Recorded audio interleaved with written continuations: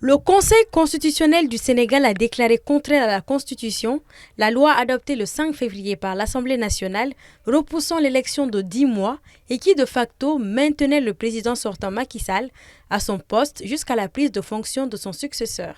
Le Conseil annule également le décret présidentiel modifiant le calendrier électoral 3 semaines avant l'échéance.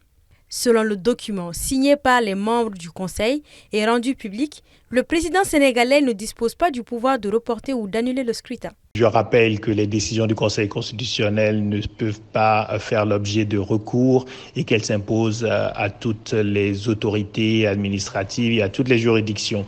Ce qui est très clair dans la décision du Conseil constitutionnel, c'est de dire qu'on ne peut en aucun cas allonger la durée du mandat du président. C'est une disposition intangible de la Constitution sénégalaise et cela veut dire qu'il faut soit organiser l'élection et faire en sorte qu'on arrive au terme du processus début avril, de manière à ce que le président Macky Sall puisse passer le témoin à son successeur élu, soit on est dans l'impossibilité d'organiser l'élection à cette date et il faudra de toute façon que le président Macky Sall se retire. Dans ce cas, on imagine que ce sera la mission pour le président de l'Assemblée nationale qui deviendrait un président par intérim d'organiser cette élection. Toutefois, le Conseil dit constater l'impossibilité d'organiser l'élection présidentielle à la date initialement prévue du 25 février, compte tenu du retard pris par le processus.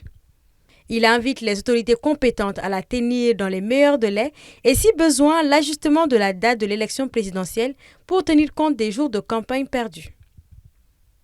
Au lendemain de l'annonce, cette non-précision de la date par le Conseil fait polémique au Sénégal. Un peu de polémique parce que dans ces textes, le Conseil constitutionnel a juste dit invite les autorités à organiser les élections dans les meilleurs délais. Donc il n'y a pas eu d'injonction pour tout de suite tenir les élections. Donc beaucoup pensent que c'est une manière de tendre la main au gouvernement pour donc rester sur sa logique de reporter les élections. Donc ça fait un peu polémique dans le pays. Et on attend de voir ce que la classe politique va décider, notamment l'opposition qui a appelé à marcher demain, samedi, parce que la semaine dernière, la marche avait été interdite. Dans un communiqué ce matin, la CEDEAO a exhorté toutes les parties prenantes au Sénégal à respecter la décision du Conseil constitutionnel et demande aux autorités compétentes de fixer la date pour la tenue de l'élection présidentielle conformément à cette décision en vue de préserver les acquis démocratiques du Sénégal.